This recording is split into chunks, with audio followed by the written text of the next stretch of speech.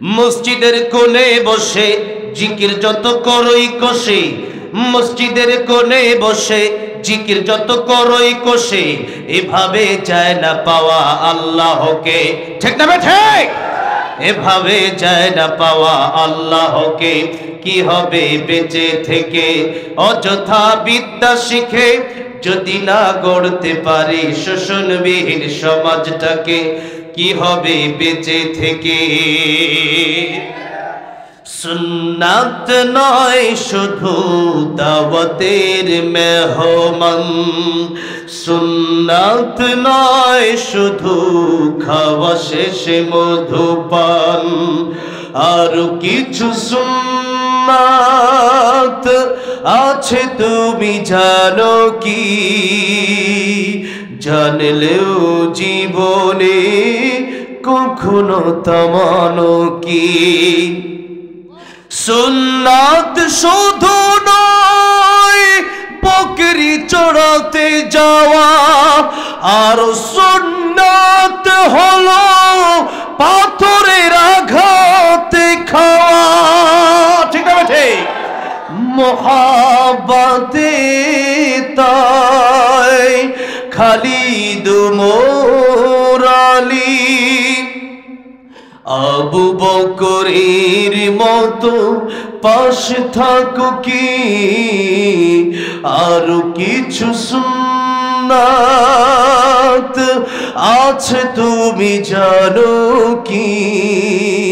জানলেও জীবনে কখনো তামানো কি? যাদের হৃদয়ে আছে আল্লাহর ভয়, তারা কভু পথ ভুলে যায় না। আল্লাহর প্রেম ছাড়া এই দুনিয়ায় কারো কাছে কোনো কিছু চায় না। রাতের আধারে যারা সিজদাতে রয়, দু চোখের শ্রুতি নদী যেন বয়।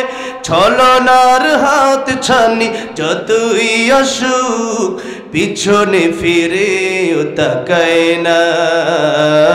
যাদের হৃদয়ে আছে আল্লাহর ভয়, তারা কভু পথ ভুলে যায় না। আল্লাহর প্রেম ছাড়া এই দুনিয়ায় কারো কাছে কোনো কিছু চায় না। ঠিক কিনা? পারো? আমার মরণ আসিবে কখন কেউ তো জানে না। আমার মরণ আসিবে কখন কেউ তো জানে না। আমি মরে গেলে আমায় তোমরা ভুইলা যাইও না। আমি চলে গেলে আমায় তোমরা ভুইলা যাইও না। আমার মরণ আসিবে কখন কেউ তো জানে না। বলেন না, আমার মরণ আসিবে কখন। এই দুনিয়া চিরজীবন থাকার জায়গা না, অন্ধকার কবর যে আমার আসল ঠিকানা। সবাই রেখে আমায় চলে যাবে, সঙ্গী হবে না। সবাই রেখে আমায় চলে যাবে, সঙ্গে হবে না। আমার মরণ আসিবে কখন কেউ তো জানে না। আমার মরণ আসিবে কখন। কবর মাঝে মা বাবাকে দেখা যাবে না, দেখব যাকে তিনি হলেন শাহে মদিনা। সেদিন বিবি নেই আর তো কেহ বন্ধু হবে না। সেদিন বিবি নেই আর তো কেহ বন্ধু হবে না। আমার মরণ আসিবে কখন কেউ তো জানে না। আমার মরণ আসিবে কখন। হালাল হারাম না মানিয়া কত টাকা করছো কামাই, এত টাকা রাখবা কোথায়? কাফনের তো পকেট নাই। টাকা পয়সা লইয়া কি কেউ কবরে গেছে? কি জবাব দিবি রে তুই আল্লাহরই কাছে। ওরে মানুষ হইছ বেহুশ দুনিয়ার পিছে, ওরে মানুষ হইছ বেহুশ দুনিয়ার পিছে, কি জবাব দিবি রে তুই আল্লাহর কাছে, কি জবাব দিবি রে তুই আল্লাহর কাছে। এই শিক্ষাটা একটা মান, একটা সম্মান। শিক্ষার বিল্ডিং এ উঠতে গিয়ে যদি ইজ্জতের বিল্ডিং ভেঙে ফেরা যায় তাহলে সেই শিক্ষার কোনো দরকার নাই। অনেক নারীবাদীরা তখন লাগছে আল্লাহ মাহমুদ শফি রহমতুল্লাহের বিরুদ্ধে, কি বলে এইসব শিক্ষা বিরোধী, আমরা শিক্ষা বিরোধী না, বরং আমরা চাই পুরুষ পড়বে আলাদা, নারী পড়বে আলাদা। একেবারে মানে শুরু যখন না বলে তখন ভিন্ন কথা, কিন্তু বালে ঘর পরে তারা একসাথে, মানে যেরকম স্কুল কলেজ একসাথে পড়তেছে, বিভিন্ন যে আনুষ্কা দিহারের ঘটনা আপনারা জানেন, এরকম অসংখ্য ঘটনা বাংলাদেশে আছে, ধর্ষণের ঘটনা। এরপরে সিসি ক্যামেরা দেখো, বিচার দেখো, তা না। আমাদের সমস্যা জানো, ও সুদ খায় বেশি, কিন্তু রূপ থেকে বাঁচার জন্য যা কাজ করা দরকার তা রুলস মানে না। ঠিক না বেঠিক? এই জন্য রুলস আমাদের আগে মানতে হবে। আগে কোরআন শিক্ষা দেন, এমনি দুনিয়া সুন্দর হয়ে যাবে। আর যারা বাবা আছেন তাদের দায়িত্ব হলো নিজের মেয়েটাকে এই মাদ্রাসায় দেওয়া। আপনি কমপক্ষে কোরআনটা শুদ্ধ করে শিখান, মাসালাগুলো শিক্ষা দেন, এরপরে আপনি বাংলা অঙ্ক ইংলিশ পড়ান, যেখানে গার্লস স্কুল মানে মেয়েদের স্কুল যেটা, ওইটাতে পড়ান, তাহলে কোনো সমস্যা নাই। কারণ আমাদের ডক্টর ইঞ্জিনিয়ার সবই দরকার আছে। এই দেশে বর্তমানে এই মহিলাদের ভিতরে খেলোয়াড় আছে, এর ভিতরে মনে করেন মহিলা আর সবই আছে, নাম কইলাম না কি, সবই আছে, কিন্তু হাফেজা আলেমা খুব কম, ঠিক না ঠিক? এবং অধিকাংশ নারীরাই নামাজি, মানে কম, নামাজ কম পড়ে। কেন?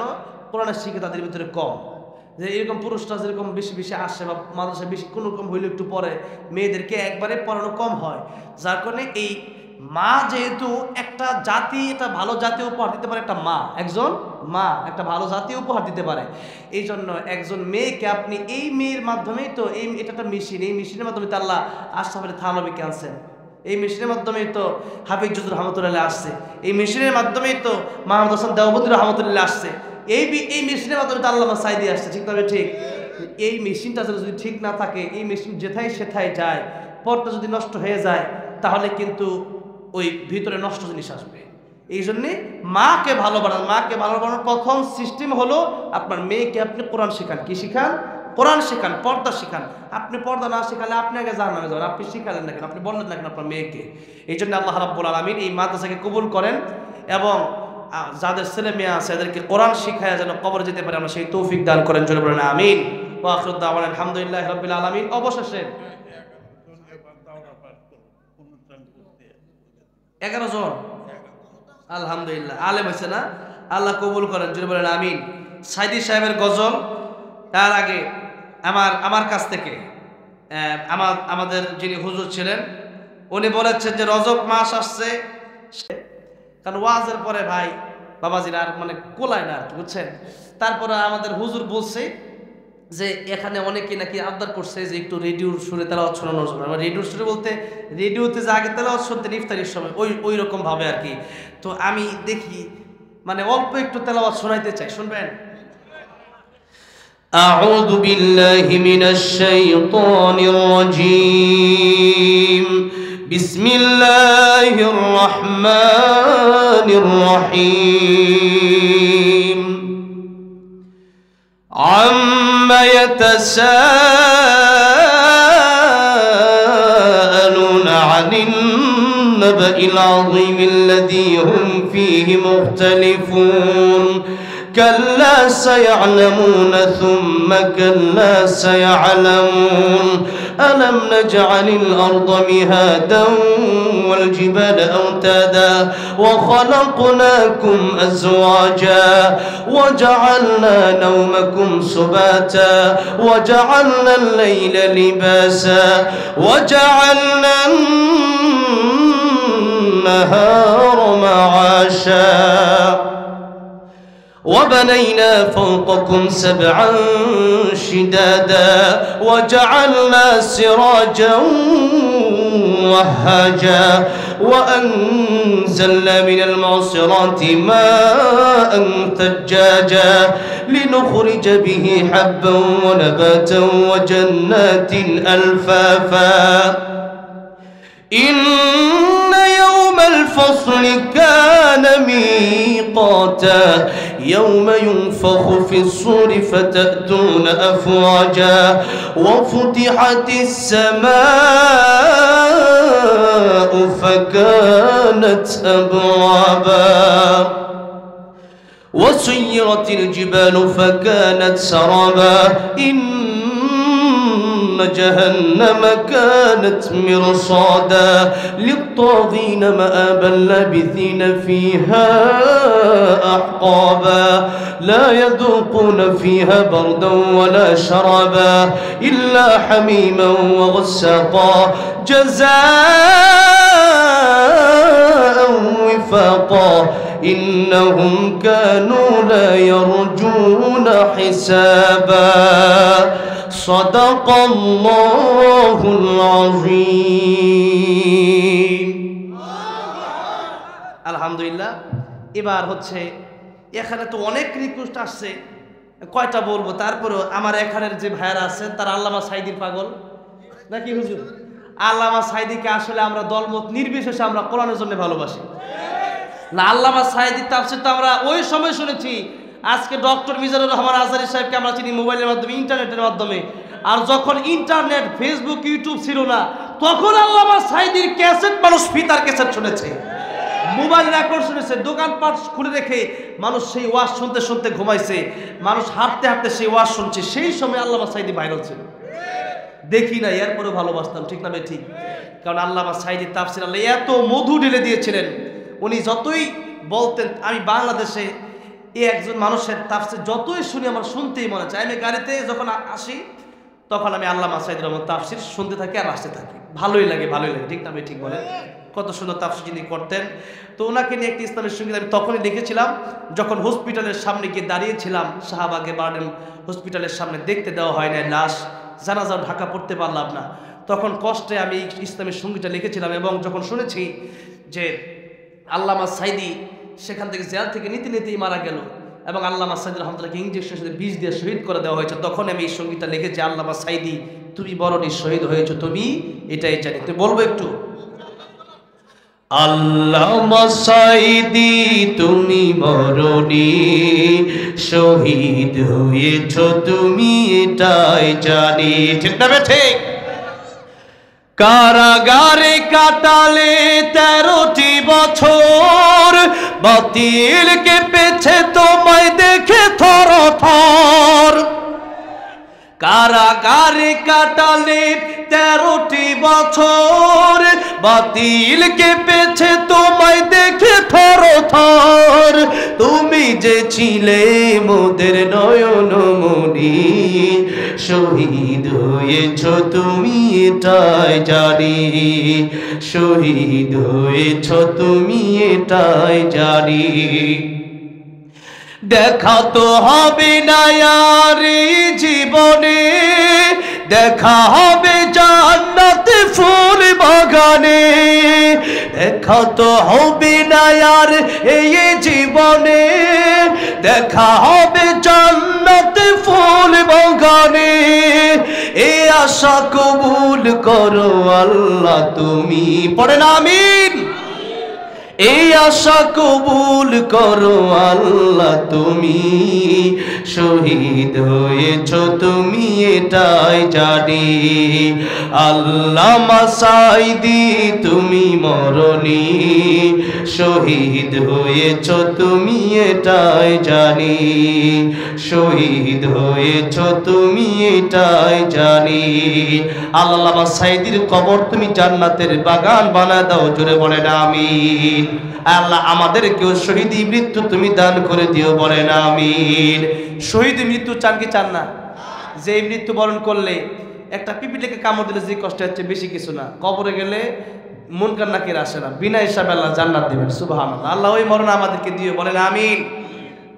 এখনই মোনাজাত হবে ভাই, আমি আজান দিতে পারবো না, কারণ এত রাতে অলরেডি আমাকে ওলামায়ে কেরাম নিষেধ করছে, এত রাত বেশি হয়ে গেলে প্রায় 1:15 বাজতেছে, আজকের আজান দেবো না ভাই।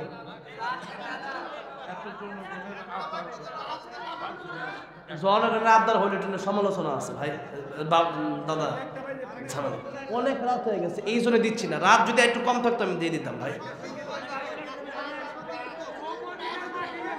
হ্যাঁ এখন অনেক আবদার আসতেছে, এই আবদার যদি আমি রাখতে চাই অনেক সময় চলে যাবে ভাই। না একজন মদিনার মাটি নবীজির পাগল মদিনার পাগল এক একজন এক একটা বলতেছেন, এক একজন আজান এত রাখতে দেয় একটা রাখা যাবে না ভাই। হ্যাঁ ঠিক আছে, 2-3টা লাইন আমি বলি, ঠিক আছে পুরোটা বলতে পারতেছি তো একটু সবাই জোর করুন আল্লাহু আকবার। এই আওয়াজে আজান দেওয়া যাবে না, লাইন শেষ হবে প্রত্যেকটা জোরে জোরে বলবেন আল্লাহু আকবার। বলেন তো একটু আল্লাহু আকবার, আরেকটু জোরে আল্লাহু আকবার। আমিও বলবো আপনারা বলবেন, রাজি আছেন তো? আল্লাহু আকবার আল্লাহু আকবার আল্লাহু আকবার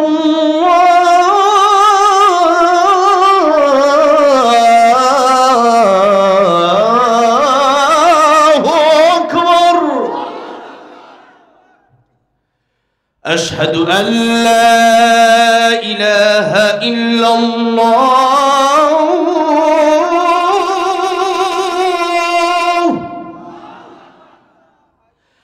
আশহাদু আল্লা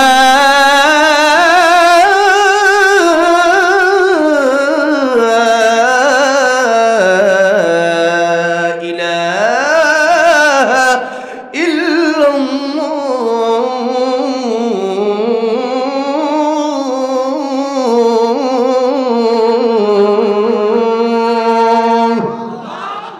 খালি আজান শুনলে হবে না, আল্লাহ সবাই 5 ওয়াক্ত নামাজি বানায় দেন, বলেন আমিন। আর জোরে আমিন। এই মাহফিলকে আল্লাহ কবুল করে, এই মাদ্রাসাকে আল্লাহ কবুল করেন।